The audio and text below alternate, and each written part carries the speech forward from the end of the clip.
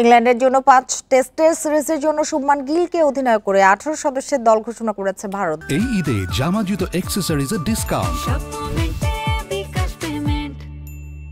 রোহিত শর্মা অবসর নেয়ায় নতুন অধিনায়কের রেসে ছিলেন শুভমান গিল আর জসপ্রীত বুমরা। দলে থাকলেও ইনজুরি কাটিয়ে পেসার বুমরা সিরিজের সব ম্যাচে খেলতে পারবেন না বলে গিলকে বেছে নিয়েছে বিসিসিআই।